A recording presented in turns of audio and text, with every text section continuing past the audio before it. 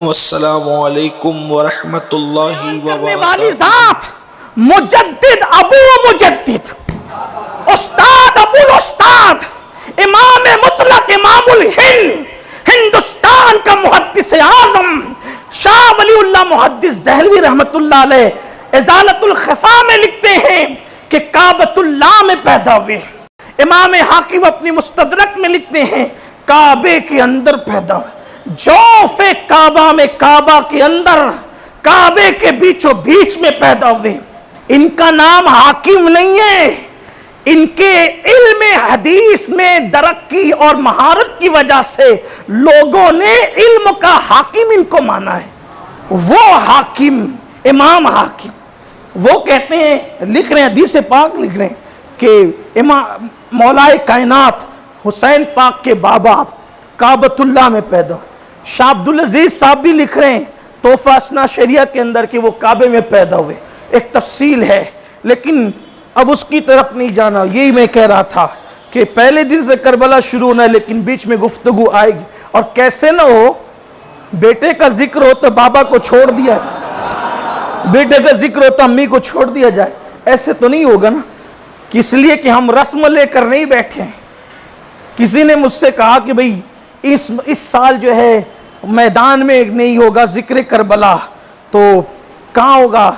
मैंने कहा कहीं हो, सुनाना जिसको था वो तो मैदान में भी सुनता है, वो तो कमरे में भी सुनता है। हमें पब्लिक से क्या लेना है? ना कल गरज थी ना आज गरज थी, सुनाना जिसको है आवाज तो वहां तक पहुंचती है।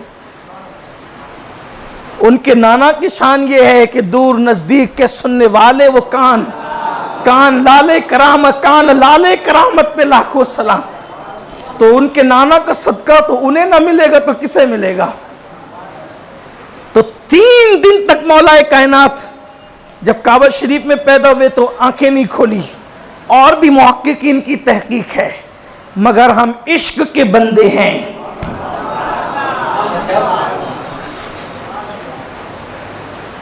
हम इश्क के बंदे हैं। तहकीक अक्ल से की जाती है और मानने का काम इश्क करता है। हमारा मुजद्दिद भी इमाम इश्क मोहब्बत है, और हमारा मसलक भी मसलक इश्क मोहब्बत है, और हमारा मजहब भी मजहब इश्क मोहब्बत है, और हमारे मजहब की असास भी मोहब्बत पर है। और कह दिया गया अला ला ईमाना लिमल्ला मोहब्बत अला, आगाह हो जाओ, मोहब्बत के बगैर ईमान हो ही नहीं सकता। तो यहां तो मोहब्बत ही मोहब्बत की बातें हैं। 3 दिन तक काबतुल्लाह शरीफ में रहे, आंखें बंद करके रखी, और जब मां गोद में लेकर निकली तो उनके बाबा से कहा, जनाब अबू तालिब से, बच्चा कितना खूबसूरत है देखें, लेकिन पैदाइश पर खुशी की बजाय गम है। कहा क्यों? कहा शायद नाबीना है क्योंकि आंख नहीं खोलता। दोनों मियां बीवी सहाने काबा में बात कर रहे थे, बच्चा खूबसूरत है, आंखों से महरूम है, देखता नहीं, आंख खोलता नहीं। उतने में आमिना का लाल इस शान से तशरीफ लाए जैसे उफक पर 14वीं रात का चांद तुल हुआ। आफताब रिसालत, महताब नबूवत, जिसे देखकर कंकरियां बोल पड़ती है, जिसको देखकर बुत सजदा करते हैं, जिसे देखकर गूंगी जबानें बोल पड़ती हैं और जबान दान अरब के फुसहा बेजबान हो जाते हैं, वो तशरीफ लाए। क्या हुआ चच्ची जान, चचा जान क्या हुआ? चचा चची दोनों बड़े मोहसिन थे। चच्ची ने मां की तरह प्यार दिया था और चचा ने जो है बाप की तरह प्यार दिया था। उन्हीं के घर में हुजूर अलैहिस्सलाम ने तवील मुद्दत क़याम किया था।